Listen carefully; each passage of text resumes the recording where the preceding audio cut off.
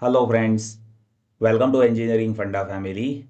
In this video, I will solve 3 interesting examples based on DFT in this video. Before I start with my solution, I want you to try those questions first. Later you can check for the solution in this video itself. So this is question number 1. Freeze the video and try it by your own. This is question number 2. Freeze the video and try it by your own. And this is last problem of this video. I hope you might have tried those questions. Now let me explain solution of question number 1. See, in question 1, we need to identify n point DFT of the sequence where sequence is x of n is equals to a to the power n, where this small n is ranging from 0 to n minus 1. First of all, one should know the basic equation of DFT. Let me explain that. See, DFT of x of n is x of k, and that is summation where small n is ranging from capital N minus 1 small x of n into e to the power minus j into 2 pi k by capital N into small n. So this is standard equation of DFT. Now here x of n that is there with us, that is a to the power small n, where small n is ranging from 0 to capital N minus 1. So here, now what I'll do is, I'll substitute this x of n.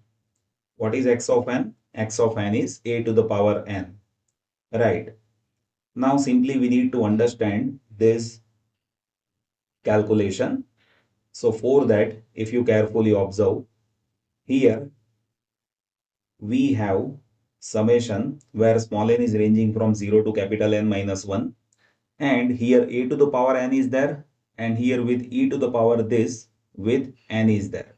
So one can say we have a into e to the power minus j 2 pi k by capital N, and see with this term we have power small n.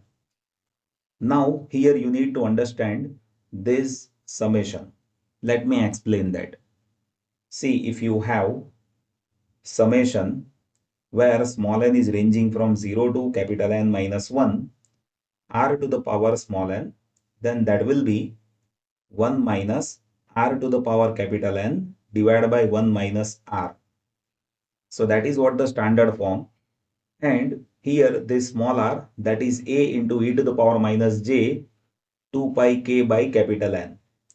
So here this DFT calculation, that will be 1 minus small r to the power n, where small r is a into e to the power minus j 2 pi k by capital N, this to the power capital N, and in denominator we have 1 minus r, where r is a e to the power minus j 2 pi k by capital N. Right. Now we need to understand this. See, here this capital N, that will be cancelling this n over here. Right. So you will be observing this simplified solution, that will be 1 minus a to the power n into e to the power minus j 2 pi k. Here this capital N that is getting cancelled with this e to the power, and in denominator we have 1 minus a e to the power minus j 2 pi k by capital N. Now here if you observe this term, e to the power term, then that should be unity. See, e to the power minus j 2 pi k, here this k is ranging from 0, 1, 2, 3, likewise it will change. So this is unity only, right? So now we got simplified solution of this, that is 1 minus a to the power capital N, this term is 1, divided by 1 minus a into e to the power minus j 2 pi k by capital N. So this is DFT of this given sequence, right? So this series that you need to remember to solve this type of question. Now let me solve question number 2. See here in question 2, we need to derive the equation of expression of Z transform of a finite duration sequence. So this is very essential. See here we have finite duration of sequence and that we need to derive in terms of n point DFT. So first of all, let me consider finite duration sequence. So here we are considering finite sequence that is x of n, and here this small n that is having capital N number of points. So here this small n that is ranging from 0 to capital N minus 1, means capital N number of points are there with this finite sequence, right? Now with this finite sequence, one should know what is Z transform. See, Z transform of x of n, that one should know, that is x of z, and that is summation, where here this small n is ranging from 0 to capital N minus 1. So here summation is having range from 0 to capital N minus 1, x of n into z to the power minus n, right? So this is standard equation. Let me consider that as equation 1. Now here I need to express this n point DFT in form of Z transform. So now I'll write n point DFT equation. So DFT of x of n, that is denoted by x of k. Here if you observe how many points are there, total n number of points are there, that is ranging from 0 to capital N minus 1. So here summation is having range from 0 to capital N minus 1, x of n into e to the power minus j 2 pi k by capital N into small n, right? Let us say this is equation number 2.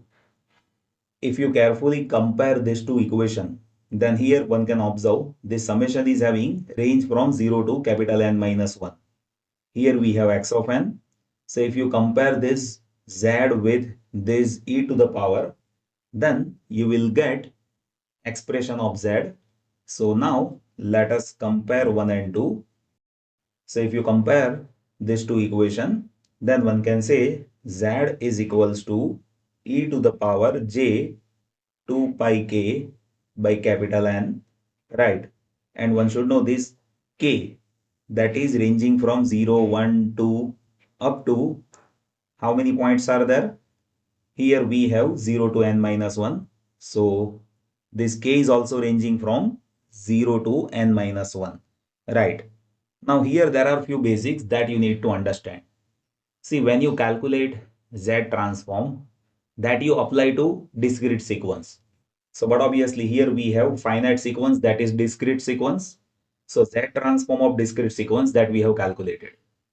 When you apply DFT, then that is also applicable to discrete sequence. So equation is this, that we have applied to discrete sequence. But there are few basics that you need to note down. See, this Z transform, that we represent things in terms of frequency domain. This DFT, that we also represent in frequency domain, but there is a difference. See, this Z transform, that we represent in frequency domain, and here in frequency domain we have continuous function, right? While with this DFT we have frequency domain, but that is discrete in frequency, right? And you can observe this z, that is e to the power j 2 pi k by capital N, where this small k, that is having discrete value, right?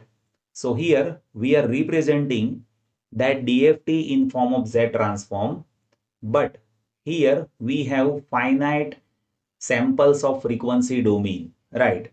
So let me write the statement over here. See, here we have n point DFT, and this n point DFT, that is obtained by sampling the Z transform on the unit circle at the equally spaced points. See here we are obtaining this DFT from Z transform, right? This DFT that we are obtaining from Z transform, and that we are doing it by sampling. How? See, we are taking samples. Here value of k, that is discrete. That could be 0, 1, 2 up to n minus 1. And that we do it on unit circle. See, e to the power j, this term, that is unit circle, right? And that we are taking by having points which are equally spaced points, right? So here we are doing sampling of Z transform and we are obtaining DFT. So that is how DFT and Z transforms are related with each other, right? Now let me solve last problem of this video. See here in last problem, we need to show that finite duration sequence. So here we have finite duration sequence that is having length L can be reconstructed from equidistant n samples of its Fourier transform where capital N is greater than or equal to L. So here we have a sequence of length L. So first of all, what I'll do is I'll consider a sequence of length L.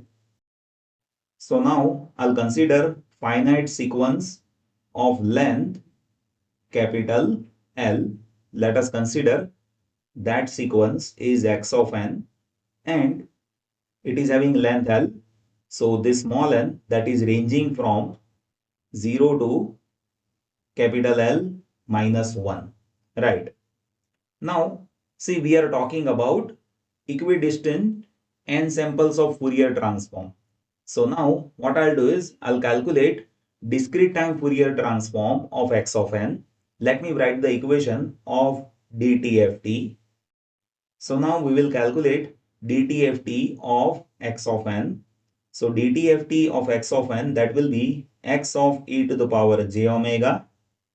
Here, how many samples are there?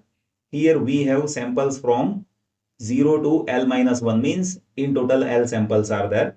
So with dTFT, here with summation, this small n will range from 0 to L minus 1, x of n into e to the power minus j omega n, right?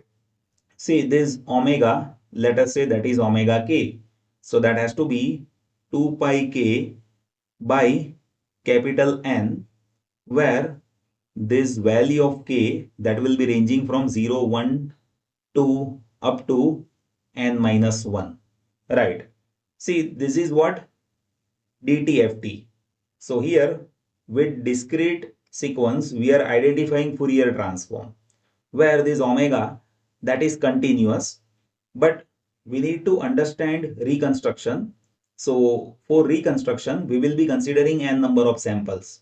So if you consider n number of samples, then this frequency omega, now that will be omega k. And if you want equidistance n samples, then this omega k, that will be 2 pi k by capital N, where this k will be ranging from 0, 1, 2 up to n minus 1, means this k is having in total n number of samples, right? Now if you compare this with DFT, then one should know the equation of DFT. That will be x of k, and here see how many samples are there. L samples are there ranging from 0 to L minus 1. So small n is ranging from 0 to L minus 1, and here we have sequence x of n into e to the power minus j 2 pi k by capital N into small n, right? And see, one can say this DFT, that will be dTFT x of e to the power j omega, provided we have n is equals to L, right? So here, if you want to have reconstruction of this given sequence x of n, then see this value of number of samples n, that should be greater than length, right? In that case, one can have reconstruction. So here we have a condition. Let me note down that condition. See here, condition is this reconstruction number of samples n, that should be greater than or equal to L. If it is getting satisfied, in that case you will be observing there will be no aliasing. You will be observing all the samples will be preserved and exact reconstruction of x of n is possible from frequency domain. So based on DTFT and DFT, one should know, see DFT that is representing frequency domain of x of n, but here we have frequency which is there in terms of discrete domain. With DTFT, this frequency is continuous. For reconstruction, here we can take samples of frequency where here it is given we need to take equidistant n number of samples. So if you have n number of samples, then this omega k will be 2 pi k by capital N, where this k is ranging from 0 to n minus 1. If n is equals to L, then one can say this DFT is equals to DTFT.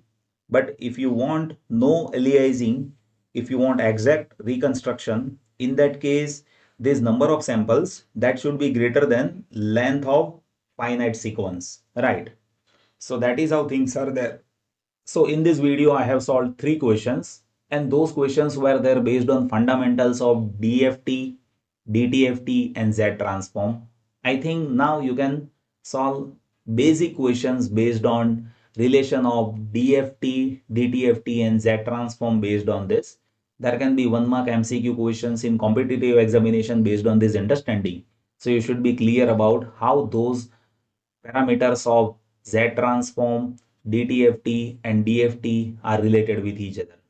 Still, if you have any confusion, just place that in comment section. I'll be happy to help you. Thank you so much for watching this video.